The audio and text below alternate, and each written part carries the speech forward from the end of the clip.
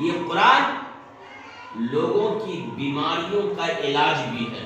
اللہ اکبر۔ یہ قرآن لوگوں کی بیماریوں کا علاج بھی ہے۔ ابھی شعبان کا مہینہ چل رہا ہے، ہمارے یہاں لوگ کہتے ہیں سبرات کے مہینہ۔ لوگ اس مہینے میں خاص کر کے لوگ مدرسہ کے بچوں کو اپنے گھروں میں بلا کر کے قرآن خوانی کرواتے ہیں۔ شاید اپنے یہاں یہ دستور نہ ہو، الحمدللہ، یہ چونکہ دوسرے مسلک والوں میں یہ چیز پائی جاتی ہے، یہاں بھی ہے۔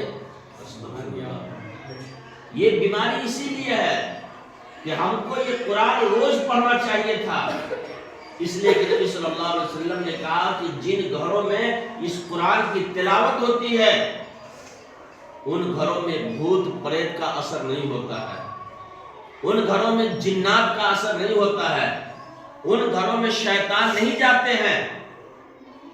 اور مسلمان کی بیٹیاں پہلے، اب تو لوگوں کے گھروں میں ٹوائلٹ ہو گیا ہے، باتھ روم ہو گیا ہے، تو اب لوگ باہر ٹوائلٹ کے لیے نہیں جاتے، لیکن پہلے لوگ جب ٹوائلٹ کے لیے باہر نکلتے تھے اندھیرے میں، تو مسلمان کی جو پڑھی عورتیں ہوتی تھیں وہ لوگ صبح سویرے ٹوائلٹ وغیرہ سے، باتھ روم وغیرہ سے، پیشاب پیخانے سے فارغ ہو کر کے صبح سویرے وہ قرآن کو پڑھتی تھی۔ تو مسلمان کے محلوں سے قرآن کی آواز آتی تھی تو لوگ سمجھ جاتے تھے کہ یہاں مسلمان لوگ بستا ہے۔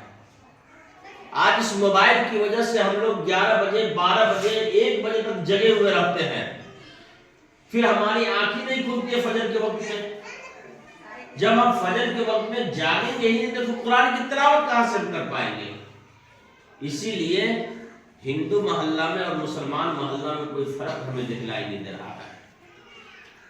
ہم تم لوگوں کو اسی لیے قرآن دے رہے ہیں، تم جو چاہو گے وہی ہوگا۔ بوڑھے لوگ ریجیکٹ ہو گئے، قوم کے بچے اور قوم کی بچیاں، مسلمان کا بیٹا اور مسلمان کی بیٹیاں، یہ جس طرف بڑھیں گے، جس طرف جائیں گے، کامیابی ان کے قدم چومے گی۔